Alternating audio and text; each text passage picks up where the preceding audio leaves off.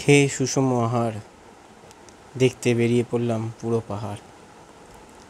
হ্যাঁ, সকালবেলার ব্রেকফাস্টটা করে বেরিয়ে পড়লাম ডাউহিলের উদ্দেশ্যে।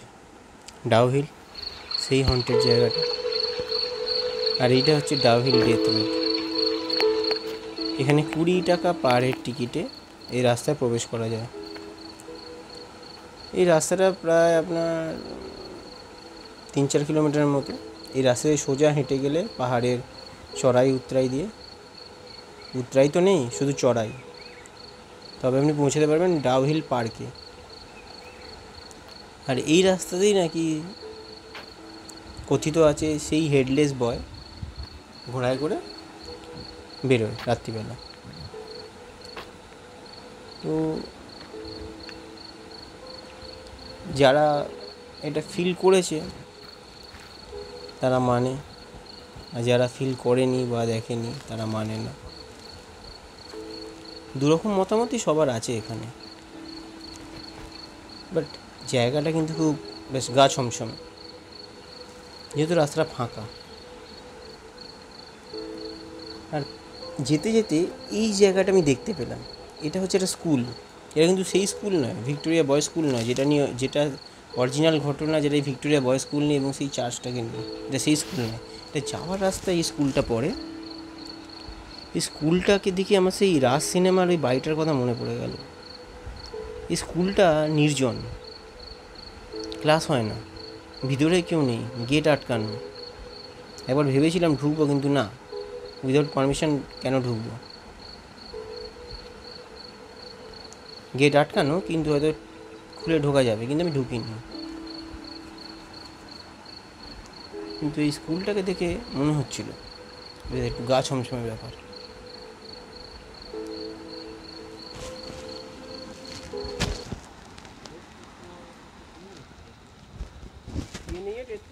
আর কিছু লোকাল লোকের থেকে ইনফরমেশান নিয়ে নিলাম যে আদৌ কি এটা সত্যি, না পুরোটাই ঘটনা, না সত্যি এটা কোনো ঘটনা।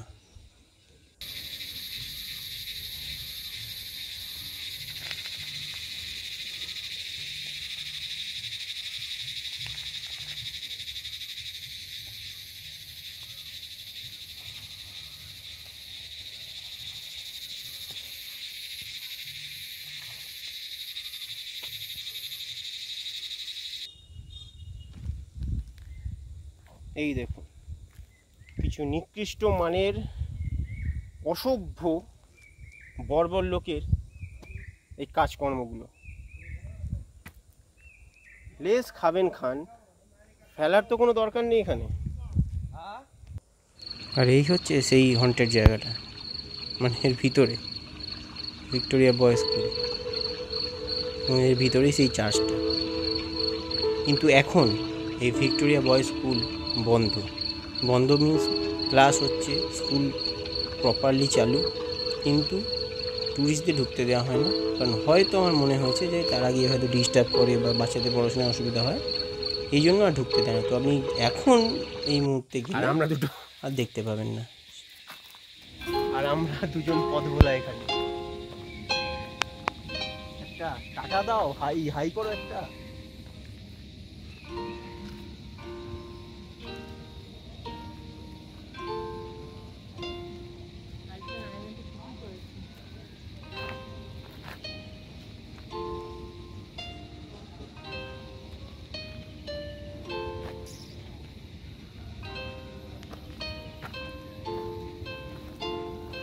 আমরা এখানে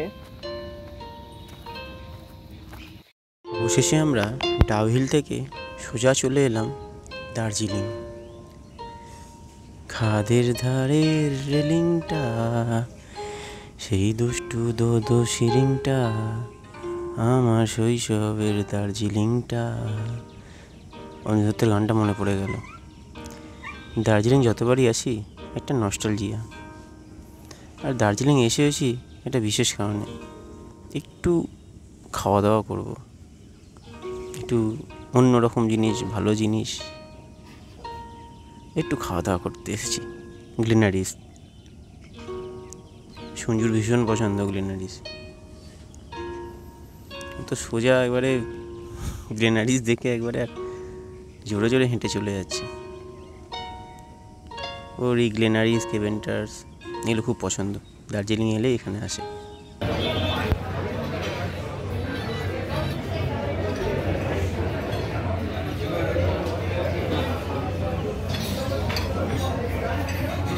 ভালোই লাগে এখানে আসতে, খাওয়া দাওয়াগুলো খুব সুন্দর।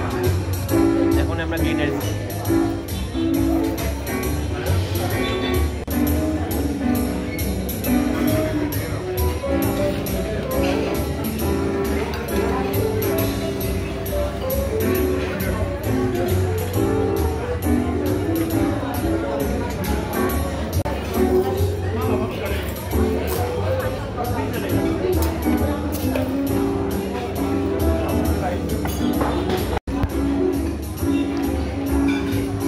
কেমন লাগলো এটা বিয়ারটা? আল্ট্রাম্যাক্স ভালো, ভালোই লেগেছে বলছি।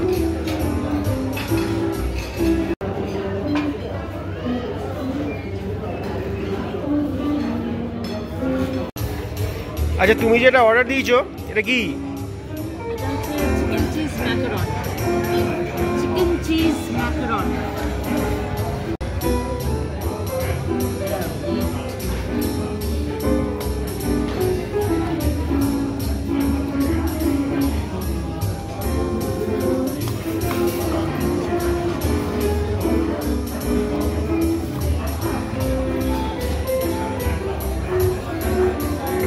তো মনে হয়েছিল এটা কাঁঠাল মাখা, দারুণ দারুণ।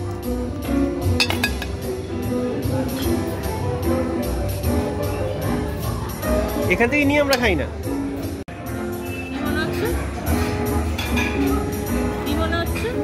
কাঁঠাল কেমন?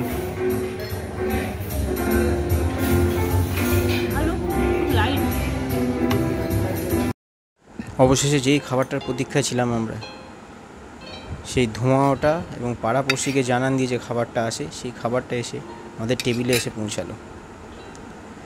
খাবারটা দেখে আমরা খুব এক্সাইটেড এবং খেতে কেমন হবে সেটারই এখন প্রতীক্ষায় আছি আমরা।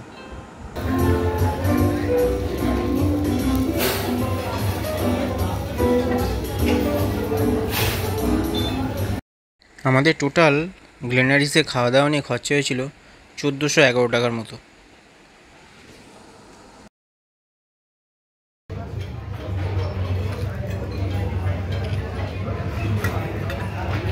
বেশ ভালো।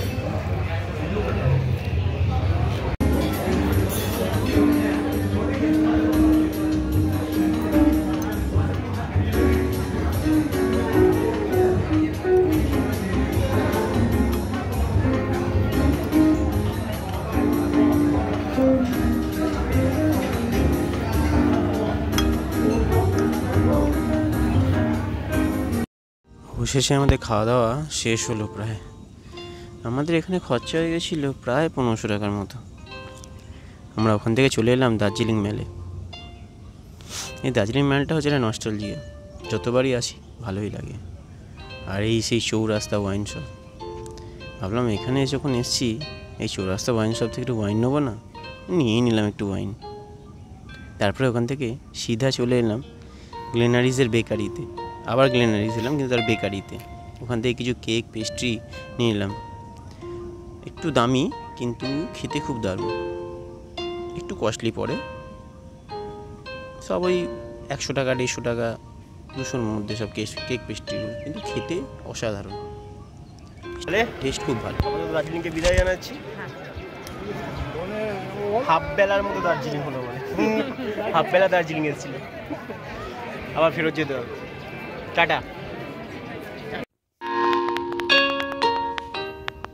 আজকে রাতের খাবার হচ্ছে সাদা ভাত, ডিমের অমলেট, কালকের মাংস বেঁচে গেছিলো ওইটা, ডাল আর আলু ভাজা।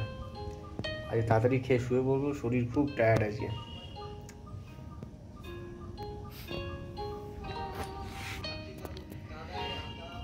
সঞ্জু সার্ভ করে দিচ্ছে ভাতের ওপর গরম ডাল, পাহাড়ে আসলে এই ভাতের ওপর গরম ডাল যখন পড়ে না, দারুণ দারুণ। এই রাতে ফায়ার ক্যাম্পের সামনে বসে একটা গান মনে পড়ে গেল, নচিকেতা চক্রবর্তী।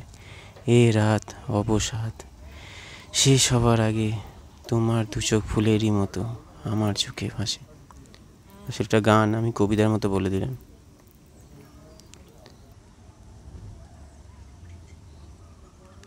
সবাই ভালো থাকবেন, ঘুরতে থাকুন, জুড়তে থাকুন।